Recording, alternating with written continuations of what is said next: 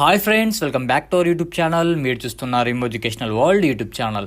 Friends, ఈ video వచ్చేసి మనకు తెలంగాణ ఎడ్సెట్ మరియు తెలంగాణ డీసెట్ ఎంట్రన్స్ ఎగ్జామ్కి యూజ్ అయ్యే టీచింగ్ యాప్టిట్యూడ్కి సంబంధించినటువంటి మోస్ట్ ఇంపార్టెంట్ క్వశ్చన్స్ ఈ వీడియోలో కవర్ చేయడం జరిగింది.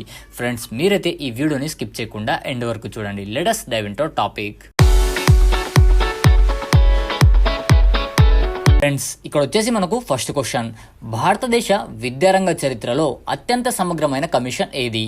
ఆప్షన్స్లో మనకు Radhakrishnan commission, Ramamurthy commission, Kothari commission. భారతదేశ విద్యారంగ చరిత్రలో అత్యంత సమగ్రమైన కమిషన్ వచ్చేసి కొఠారి కమిషన్గా చెప్పవచ్చు.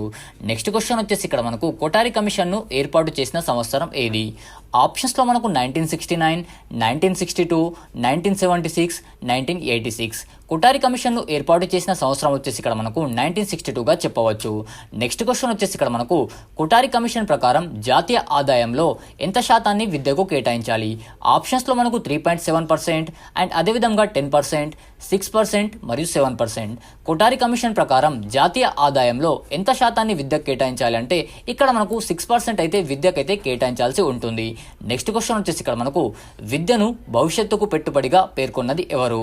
ఆప్షన్స్లో మనకు కొఠారి కమిషన్, విశ్వవిద్యాలయ కమిషన్, నూతన విద్యా విధానం 2020, నూతన విద్యా విధానం 1986. విద్యను భవిష్యత్తుకు పెట్టుబడిగా పేర్కొన్నది నూతన విద్యా విధానం 1986గా చెప్పవచ్చు. New education policy 1986. Next question వచ్చేసి ఇక్కడ మనకు భారతదేశంలో 2011 జనాభా లెక్కల ప్రకారం అక్షరాస్యత శాతం ఎంత?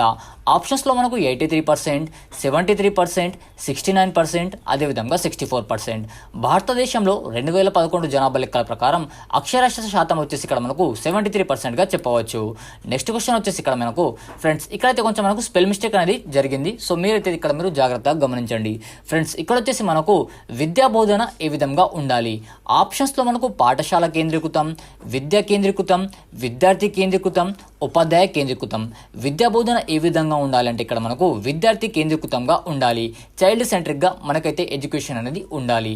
నెక్స్ట్ క్వశ్చన్ వచ్చేసి ఇక్కడ మనకు రాజ్యాంగంలోని ఏ ఆర్టికల్ ప్రకారం 6 నుండి 11 సంవత్సరాల వయసు గల పిల్లలందరికీ ఉచిత నిర్బంధ విద్యను అందించాలి? ఆప్షన్స్లో మనకు article 15, article 21A, article 41 and article 22. రాజ్యాంగంలోని ఏ ఆర్టికల్ ప్రకారం 6 నుండి 14 సంవత్సరాల వయసు గల పిల్లలందరికీ ఉచిత నిర్బంధ విద్యను అందించాలంటే ఆర్టికల్ 21A ప్రకారం అయితే మనకు ఉచిత నిర్బంధ విద్యను అయితే అందించాల్సి ఉంటుంది. నెక్స్ట్ క్వశ్చన్ వచ్చేసి ఇక్కడ మనకు ఈ క్రింది వాణిలో స్తబ్దత అంటే ఏమిటి? ఆప్షన్స్లో మనకు విద్యార్థి బడి మధ్యలోనే వదిలిపెట్టడం, విద్యార్థి బడికి సరిగా రాకపోవటం, ప్రతి పాఠాలు సరిగా వినకపోవటం, విద్యార్థి ఒకే తరగతులు ఒకటి కంటే ఎక్కువ సార్లు గడపడం. సో ఇక్కడ మనకు రైట్ ఆన్సర్ వచ్చేసి డీగా చెప్పవచ్చు. ఈ క్రింది వాణిలో స్తబ్దత అంటే ఏమిటంటే విద్యార్థి ఒకే తరగతులు ఒకటి కంటే ఎక్కువ సంవత్సరాలు గడపటం. నెక్స్ట్ క్వశ్చన్ వచ్చేసి ఇక్కడ మనకు వృధా అంటే ఏమిటి? ఆప్షన్స్లో మనకు విద్యార్థి లక్ష్యాన్ని సాధించకుండానే బడి మానివేయడం, విద్యార్థి డబ్బును ఎక్కువగా ఖర్చు పెట్టడం, పాఠశాల సిబ్బందికి ఎక్కువ జీతాలు చెల్లించడం, ఉపాధ్యాయుడు విద్యార్థులకు ఎక్కువగా మార్కులు వేయడం. ఫ్రెండ్స్, ఇక్కడ మనకు వృధా అంటే విద్యార్థి లక్ష్యాన్ని సాధించకుండానే బడి మానివేయడంగా చెప్పవచ్చు. నెక్స్ట్ క్వశ్చన్ వచ్చేసి ఇక్కడ మనకు అనియత విద్యను అందించేవి ఏవి? ఆప్షన్స్లో మనకు పాఠశాలలు, కళాశాలలు, రేడియో మరియు టీవీ, అదేవిధంగా విశ్వవిద్యాలయాలు. సో ఇక్కడ మనకు అనియత విద్యను అందించేవి రేడియో మరియు టీవీగా చెప్పవచ్చు. అనియత విద్య ఎవరికి అవసరం? ఆప్షన్స్లో మనకు బాలబాలికలకు అవసరం, అదేవిధంగా చదువుకున్న వయోజనులకు అవసరం మరియు చదువుకోని వయోజనులకు అవసరం, అదేవిధంగా చదువుకున్న ఉద్యోగులకు అవసరం. అనియత విద్య ఎవరికి అవసరం అంటే చదువుకోని వయోజనులకు అవసరమవుతుంది. నెక్స్ట్ క్వశ్చన్ వచ్చేసి ఇక్కడ మనకు కార్యాత్మక అక్షరాస్యత అనగా ఏమిటి? ఆప్షన్స్లో మనకు వయోజనులు పాఠం చదవడం, వయోజన విద్యలో నిత్య జీవిత అవసరాలకు ఉపయోగపడే అంశాలను నేర్చుకోవడం, మరియు ఆప్షన్స్లో పైవన్నీ కూడా ఇక్కడ మనకు ఉన్నాయి. సో ఇక్కడ మనకు రైట్ ఆన్సర్ వచ్చేసి సిగా చెప్పవచ్చు. కార్యాత్మక అక్షరాస్యత అనగా ఏమిటి అంటే ఇక్కడ మనకు వయోజన విద్యలో నిత్య జీవిత అవసరాలకు ఉపయోగపడే అంశాలను నేర్చుకోవడంగా చెప్పవచ్చు. నెక్స్ట్ క్వశ్చన్ వచ్చేసి ఇక్కడ మనకు కాశీ హిందూ కళాశాలను స్థాపించింది ఎవరు? ఆప్షన్స్లో మనకు డంకన్, కార్వే, మదన్ మోహన్ మాలవ్య, అదేవిధంగా అనిబ్సెంట్. ఇక్కడ మనకు రైట్ ఆన్సర్ వచ్చేసి మదన్ మోహన్ మాలవ్యగా చెప్పవచ్చు. మదన్ మోహన్ మాలవ్య వచ్చేసి ఇక్కడ మనకు కాశీ హిందూ కళాశాలను స్థాపించడం జరిగింది. నెక్స్ట్ క్వశ్చన్ వచ్చేసి ఇక్కడ మనకు ప్రతిపాదిక విద్యను ప్రారంభించింది ఎవరు? ఆప్షన్స్లో గాంధీజీ, నెహ్రూ, రాధాకృష్ణ, ఎంపీ బ్లాగ్ల సో ఇక్కడ మనకు ప్రతిపాదిక విద్యను ప్రారంభించింది గాంధీగా చెప్పవచ్చు. నెక్స్ట్ క్వశ్చన్ వచ్చేసి ఇక్కడ మనకు ప్రతిపాదిక విద్యకు గల మరో పేరు ఏమిటి? ఆప్షన్స్లో ఇక్కడ మనకు సాంకేతిక విద్య, నయీ తాలీం, భారతీయ విద్య మరియు నైతిక విద్య. ఇక్కడ మనకు ప్రతిపాదిక విద్యకు గల మరో పేరు వచ్చేసి ఇక్కడ మనకు నయీ తాలీంగా చెప్పవచ్చు. నెక్స్ట్ క్వశ్చన్ వచ్చేసి ఇక్కడ మనకు SUPW అనగా ఏమిటి? ఆప్షన్స్లో మనకు అందరికీ విద్య, సమాజ ఉపయోగకర ఉత్పత్తిక ప్రక్రియ మరియు కంప్యూటర్ విద్య, అదేవిధంగా అనియత విద్య. SUPW అనగా ఇక్కడ మనకు సమాజ ఉపయోగకర ఉత్పత్తి ప్రక్రియగా చెప్పవచ్చు. నెక్స్ట్ క్వశ్చన్ వచ్చేసి ఇక్కడ మనకు ఈ క్రింది వాణిలో విద్య దేనికి పరిమితం?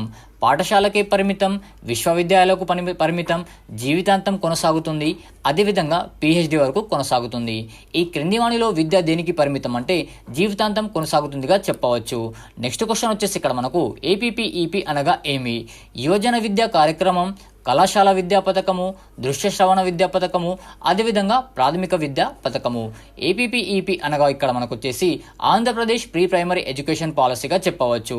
ఇక్కడ మనకు రైట్ ఆన్సర్ వచ్చేసి ప్రాథమిక విద్యా పథకంగా చెప్పవచ్చు. నెక్స్ట్ క్వశ్చన్ వచ్చేసి ఇక్కడ మనకు ఆపరేషన్ బ్లాక్ బోర్డ్ అనగా ఏమి? ఆప్షన్స్లో మనకు నల్లబలకు రంగులు వేయట, ఏకోపాధ్యాయ పాఠశాలను తయారు చేయుట, పాఠశాల కనీస అవసరాలను తీర్చుట మరియు ఉపాధ్యాయ నియామక కార్యక్రమం. ఆపరేషన్ బ్లాక్ బోర్డ్ అనగా ఇక్కడ మనకు పాఠశాల కనీస అవసరాలను తీర్చుటగా చెప్పవచ్చు. నెక్స్ట్ క్వశ్చన్ వచ్చేసి ఇక్కడ మనకు బోధన లక్ష్యాలను ఎన్నుకోనున్నది ఏది? ఆప్షన్స్లో మనకు ప్రధాన ఉపాధ్యాయుడు మరియు ఉపాధ్యాయుడు, అదేవిధంగా తరగతి ఉపాధ్యాయుడు మరియు విద్యార్థి. ఇక్కడ మనకు రైట్ ఆన్సర్ వచ్చేసి ఉపాధ్యాయుడుగా చెప్పవచ్చు. బోధన లక్ష్యాలను ఎన్నుకోనున్నది ఉపాధ్యాయుడు.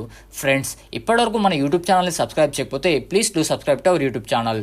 ఫ్రెండ్స్, టీచింగ్ యాప్టిట్యూడ్కి సంబంధించినటువంటి పార్ట్ 1 మరియు పార్ట్ 2 యొక్క లింక్ని డిస్క్రిప్షన్లో ప్రొవైడ్ చేయడం జరిగింది. మీరైతే ఒకసారి ఆ వీడియోస్ని కూడా మీరు చూడవచ్చు. Friends, please do subscribe to our YouTube channel. Thank you.